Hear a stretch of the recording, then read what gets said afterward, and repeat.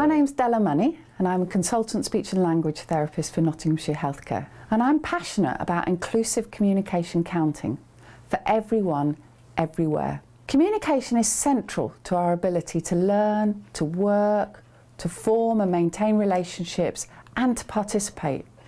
Across all aspects of life, in education, employment and health services, huge demands are placed on our communication skills. Communication difficulties can arise at any time across the lifespan, impacting on everyone, everywhere. Nearly 20% of the population experience communication difficulties at some point of their lives, and for some of these are lifelong difficulties.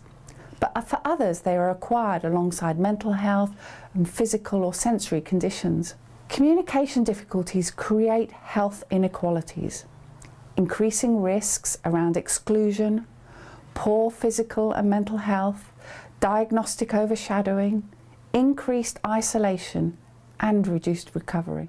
Across Nottinghamshire, our patients, carers and families tell us about the barriers that they have experienced. These are about the time available, methods of communicating, the impact of misunderstanding, alongside talking through others and how this makes them feel. A friend of mine who was also totally blind, she had gone for a test for cancer. She had specifically asked that the hospital please don't contact her in print, because her daughters, who were then about 12 and 14, were her first point of for checking her post for her cancer results came through as positive. So she had to find out via her 14-year-old daughter that she'd actually got cancer.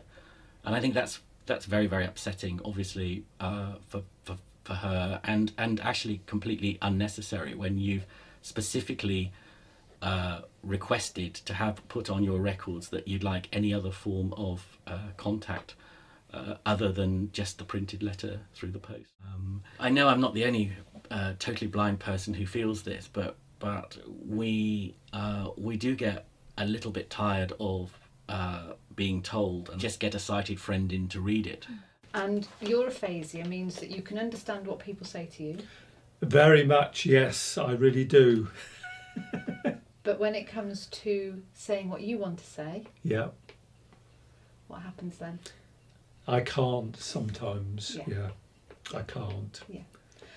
So what do you use? What do you do when the words don't come? I really, I really try, but I couldn't do it. How did that make you feel? It was frustrating. Frustrating. Oh. Do you want me to say the word for yes. you? Frustrating. Yes, that's right. Yes. Well, sometimes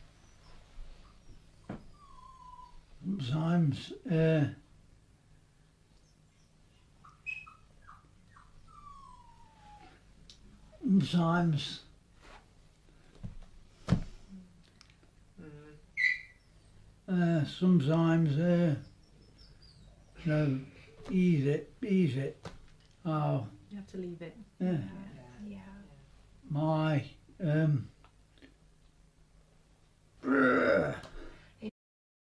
You haven't lost your confidence. Yes.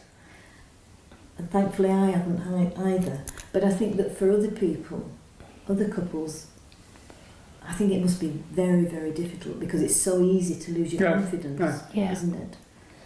You know, we really work at pushing ourselves out to make a normal life. Yeah, and you really work as a team on that, don't you? We try. Aphasia is not something to be frightened of. How does that make you feel if people talk to Carol rather than to you? no, no, No, that doesn't make you feel good. No. no. Treat you like a harmed human being. People have an invalid, but other ways they don't see it, do they? No, you've not got a physical impairment, it's something that can't be seen, that's what she's saying, I think. Her agitation, and frustrations, she dealt with flying handbags. You know, scratched a piece of myself in the process of it, because I'm proud of her.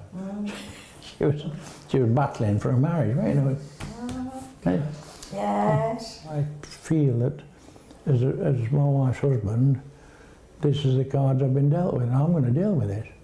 because there are those glimpses of normality. Come on, we're all right, Dad. They gave me procyclidine to help with my muscles, and that seemed to make my stutter a little bit worse. But then it kind of snowballed and it got so bad. I was just accepted it, like I said, I thought it was part of my psychosis.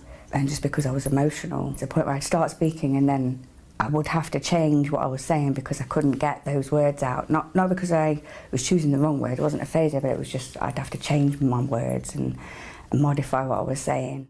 I asked my mum, was sat with my mum in the living room, I wanted to ask if she could pass me my cup of tea, and I couldn't say it. I could start the sentence, but I just couldn't get halfway through. And then I tried to finish it and I just couldn't, and then I just burst into tears and I just sat there crying and I said perfectly, I can't live like this. I can't do this anymore. It was like I was trapped in my own head.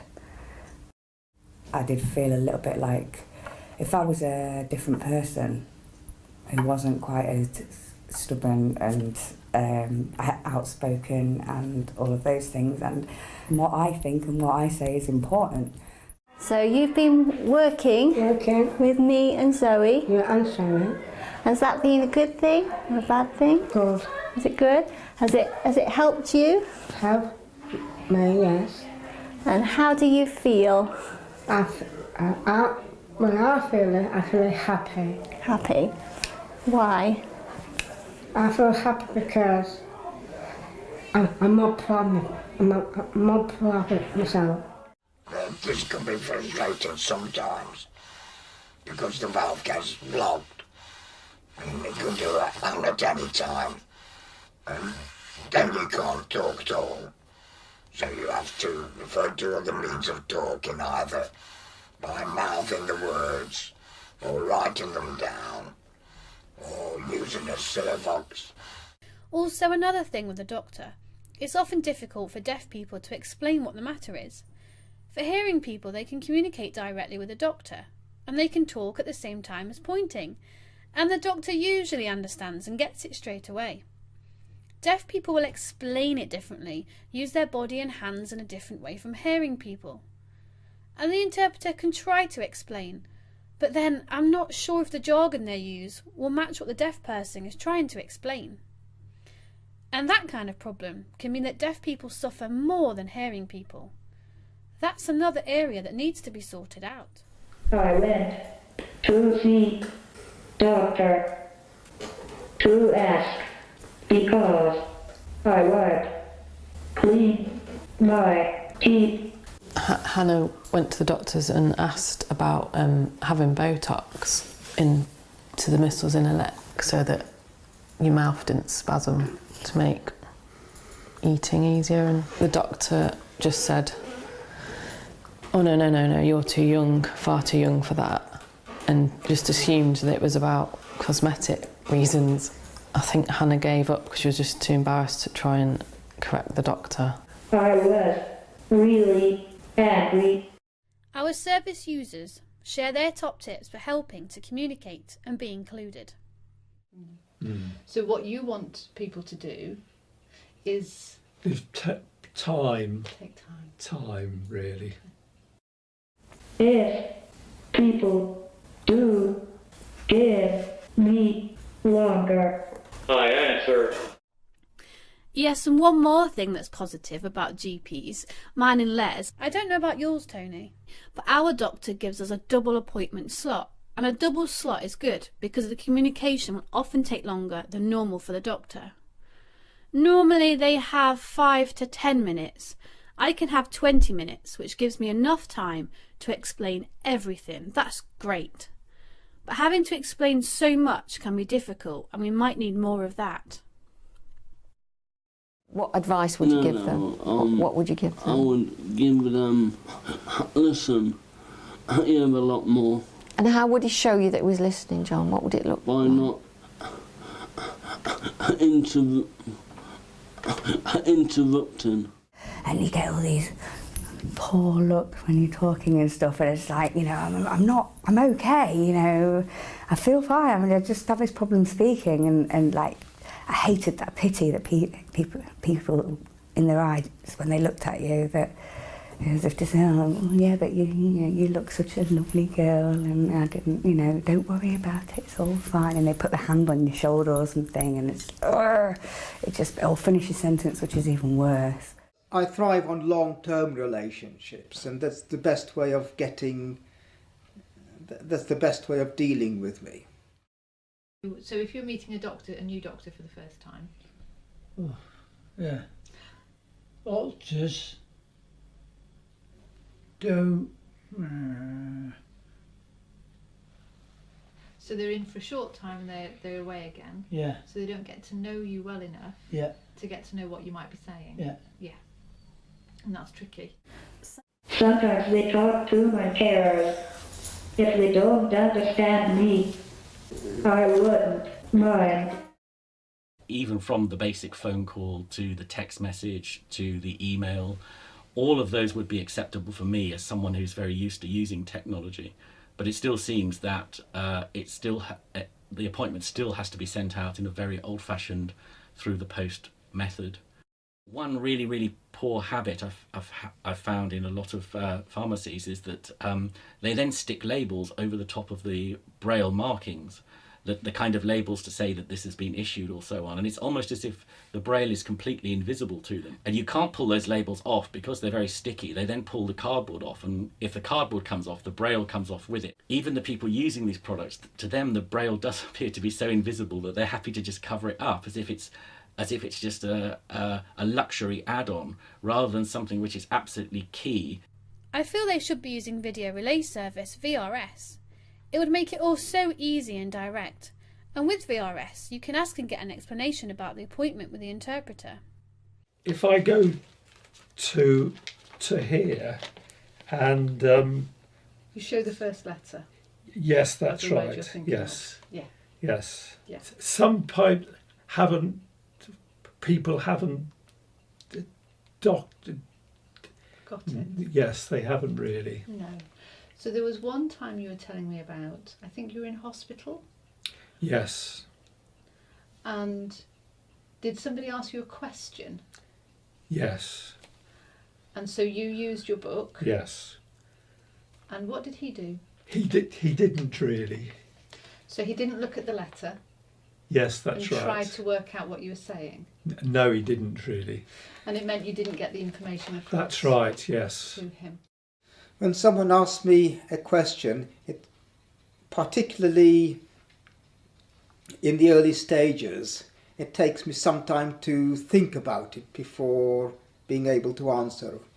So I can think about the solution almost instantly, but it is a bit difficult to get it into words. And in the past, I have had difficulties when being asked long answer questions.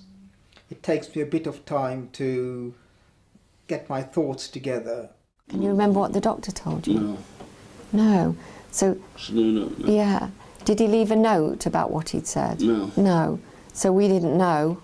So do you think if he'd have left a note... It would have been a bit more helpful. It would have been a bit more helpful because we could have looked at it together, couldn't we? And read it together. As long as they can communicate with me, which they will by repeating anything that they said that you don't understand, or asking you to repeat anything that they don't understand what you've said. Again, people think that because he can read things that he can understand and apply information. And he can't. So if he reads something, he'll read it quite accurately, but then have absolutely no intention or ability to actually go and do the thing that the piece of writing has asked him to do. Sometimes if staff use a word that the person doesn't use, then they won't have understood.